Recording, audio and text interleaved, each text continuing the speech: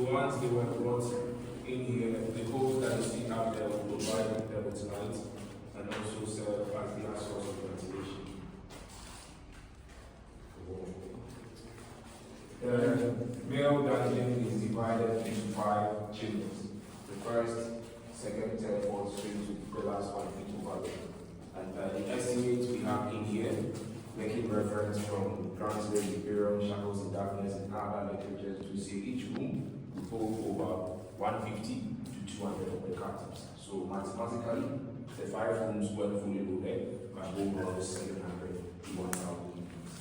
But in get to know they were raided, they were killed, hunted, through warfare, so the place wouldn't always be filled with captives. Sometimes a chamber could even be less than 50. But then because of the conditions they had in here, not all of them were to make it out of this point. Once they were brought in here, they expect them to defecate, urinate, sleep, and as well eat in the same condition. A lot of them got sick, because keeping just this number in here, communicable disease would easily spread amongst us.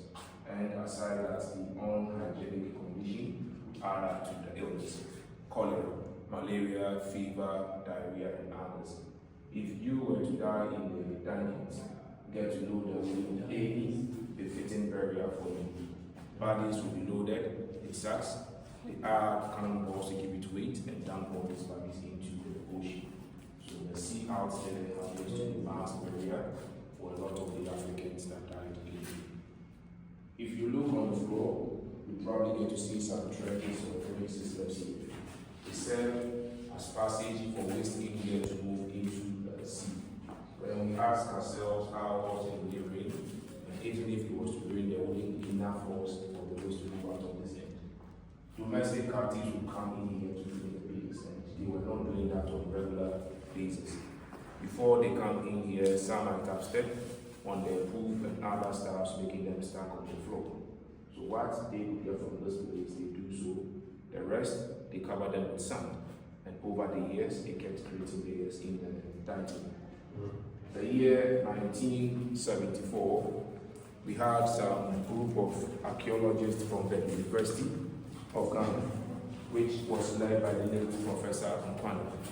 With this group, they got this place excavated, discovered the bricks that you stand on as the original floor of the dungeon. So they took samples of what they got from this place to their lab.